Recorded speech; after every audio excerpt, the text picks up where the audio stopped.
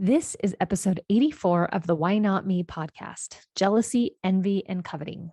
I'm your host, Danita Bremer. I'm a wife, mom, member of the Church of Jesus Christ of Latter-day Saints, and a life coach. And in this podcast, we talk about how to overcome our inner obstacles to endure this life well. Okay, well, with the 100th episode giveaway, we have some reviews trickling in. So I wanted to read one. This one says, Danita's podcast is appealing to me because of how easy she makes it to internalize high value concepts. She knows how to give concrete examples of principles and practice which matter and can create change quickly. Listening to her podcast is like enjoying lunch with a friend. I especially loved how she emphasized that embracing desires, episode 80, can increase connections and decrease frustration and resentment. A much needed shift for all. Thank you, my LDS divorce. I hope all of you feel like these episodes are like lunch with a friend. And what high praise makes it easy to internalize high value concepts. Wow, so amazing. Thank you so much for your kind words. If you want to join the podcast giveaway and win a pair of second generation Apple AirPods, you need to do 3.5 things. Listen to an episode, leave a 5-star rating, leave a review with at least one takeaway, and fill out a Google form. It's very short. Should only take about a minute. And the link is in the description of this episode in your podcast app. Feel free to share with social media friends or anyone you want to increase your odds of winning, because whoever wins, if they were referred to the podcast by a friend, their friend also wins. So win-win all around. This podcast episode is something that I've been thinking about for a while. And I kind of was like, well, this is just sort of a little concept. I don't know, like how to make a full episode out of it. But then this morning I woke up with this topic on my mind, almost with like a dialogue of the episode already going. And so I was like, okay, apparently this is what we're recording today. So here you go. We're going to talk about the differences between jealousy and envy and coveting. It's not, I mean, I don't hear a ton of people talking about this topic, although sometimes we do feel jealous and we want to not feel jealous. We have some moral assignments to that particular emotion. But it's also something that I've been a little bit confused about. Like, what's the difference? How are they the same? How are they different? Jealousy, envy, coveting. Is this just like semantics? Have we just evolved to use different words? Do they mean the same thing? And recently I was reading my scriptures and I think I might have also been listening to someone or watching something. I don't remember. And I apologize that I am not able to give credit to that person. But, we're all like always listening and learning and reading. And so somewhere along the line, I kind of came across this distinction and I do not remember where it was, but if I do, I will let you know. And it made the difference between jealousy and envy and coveting so clear to me that I'm like, oh, okay. Well, yeah, now I know if I'm jealous or if I'm coveting or what the deal is. And so I think it'll help you in your life as you navigate relationships and emotions. I thought I would start first with the word covet. What does covet mean? It's, I think, a word that has fallen out of use a little bit. But if you look it up online, and usually I go to several sources and see what kind of the most common definition is, it's to desire something that belongs to someone else. I've sort of made that easily digestible. That seems pretty straightforward, right? In Exodus 20, which if you're a member of the Church of Jesus Christ of Latter-day Saints, like I am, this is probably where you're thinking about this word covet. Exodus 20 is where we find the list of the 10 commandments, and thou shalt not covet is the last commandment. It is found in verse 17, and it says, thou shalt not covet thy neighbor's house, thou shalt not covet thy neighbor's wife, nor his manservant, nor his maidservant, nor his ox, nor his ass, not anything that is thy neighbor's. So basically it lists out a whole bunch of things that we shouldn't covet. That's a little antiquated because we no longer live in an agricultural society, but that's okay. The last line, thou shalt not covet anything that is thy neighbor's. And of course, who is thy neighbor? Everyone qualifies as your neighbor. So the commandment is to not desire something that belongs to someone else, and it could be anybody. There's no limits here, right? Now, one thing I always think of when studying the commandments is that when the Lord gives us a commandment, it means necessarily that it is possible. The Lord never commands anything impossible. So, and I always think of D&C 89, where we learn about the word of wisdom. It says, adapted to the capacity of the weak and the weakest of all saints who are or can be called saints. So I personally don't see why the same principle adapted to the weak and weakest of all saints wouldn't be applied to the 10 commandments as well. So the commandments in my mind are things that everyone can do. That's kind of the first thing. The first takeaway is that desiring something that belongs to someone else is possible to control within ourselves. I think sometimes we think that our desires, it's like they just happen to us, right? Oh, it's just what I want. It's just what I like. Yeah, I can't like control that, right? But this particular commandment suggests that we can. So that in and of itself is kind of mind-blowing. All right, now let's talk about jealousy. How would we define jealousy? So when I looked up the definitions of jealousy, it seemed like they were kind of all over the place. So I'm going to read to you several, and then we're going to talk about that. The first one is a feeling or showing envy of someone or their achievements and advantages, which then begs the question of, well, what is envy? So then I looked up envy.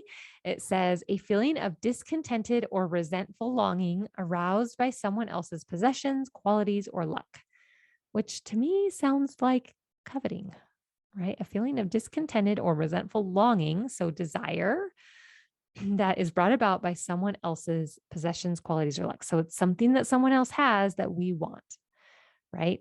So if we go back to the definition, this first definition of jealousy, feeling or showing envy. So it's basically saying feeling or showing covetousness of somebody else's things. So that's like basically the same definition as envy, covet, jealousy. This definition is saying they're all synonyms. Definition number 2 says feeling or showing suspicion of someone's unfaithfulness in a relationship. And the example is like a jealous wife. That's slightly different, right? That's like a relationship, like suspicion. Definition number 3 is being fiercely protective or vigilant of one's rights or possessions. So it's like, I've got rights, I've got things that belong to me, and I'm going to protect them. That's what they're saying jealousy is. And number 4 is being hostile toward a rival or one believed to enjoy an advantage. Okay, so those definitions make jealousy kind of complicated, right? It seems to encompass both covetousness. I actually think I'm going to just use the word envy because that's the word that is more common in our vernacular today, but it also encompasses other things. So this was a couple months ago, maybe several months ago. I was pondering like, okay, so what really is jealousy and what does it mean to covet and what's the difference? And as I pondered, I thought of how the Lord refers to himself as a jealous God. If jealousy and covetousness or envy are similar, but God refers to himself as jealous, then where does that leave us, right? So I think this definition will help. Jealousy is being afraid you will lose something, usually a relationship. So coveting or envy is desiring something that you don't have, and jealousy is not wanting to lose something that you do have. For me, that was like, oh my gosh, that's so clear. Now I understand the difference between the two. In the footnote of Exodus 20, verse 5, it says, jealous in this context means, quote, possessing sensitive and deep feelings. So it actually says, I, the Lord, am a jealous God, something like that. I actually didn't write the verse out here. Um, and then the footnote on jealous says possessing sensitive and deep feelings, which makes me think, what kind of sensitive and deep feelings? Like desiring to not lose a relationship, perhaps, but also knowing that your children have agency. And if they don't want a relationship with you, then you're going to honor that. So when I realized this definition of jealousy, it just made it so clear. And it made it clear why the Lord would call himself a jealous God, right? He already has a relationship with us and he doesn't want to lose it. Right. I'm like, oh, yeah, I can relate to that. I have a relationship with my kids and I don't want to lose that relationship. I want to keep it strong. Right. If I were to see my husband flirting with another woman, which he would never do, but I might get a little jealous. I'm actually not a very jealous person. We've had conversations in our marriage about like, well, what would you do if I cheated on you? Or, those kinds of things, those hypotheticals. And I'm like, I don't know. We'll have to find out. If you ever do that, please don't do that to me. Right. But I am not the kind of person to say like, oh, I would for sure leave you, or I would do this, or I would do that. I'd be like, I don't know what I would do in any situation that I've never been through before. So I like to think that I would stay with my husband and we would work it out. Right. Jealousy is fearing something, a loss of something you already have, and coveting or envy is desiring something that you don't yet have. Okay, so how does this help us in our relationships and as we process emotion? First of all, the main distinction I see is that it's okay to be jealous. It's natural, it's normal, it's part of the human condition. God did not command us to not be jealous, which either means to be human is to be jealous, or that it doesn't apply to everyone or the weakest of the saints, right? Or maybe some other reason only known to God. But that's what I think of is like, it's okay to be jealous. It's okay to have fear of losing something that you have, especially relationships, right? But he did command us to avoid envy, avoid covetousness. So that means that's possible. And knowing what you are capable of is often very empowering. All right, I want to just entertain this question. Why might God command us to not covet? Right? Because these two things are very close. So why would one be a commandment and the other one not? Personally, I think it's because as soon as we are looking at other people and we're thinking about what they have and what I don't have, then we are stepping out of the realm of gratitude. And we know it's all over the scriptures about, the Lord commands us to be grateful in all things. None offends the Lord more than those that aren't grateful. I'm totally butchering this, but those kinds of sentiments, right?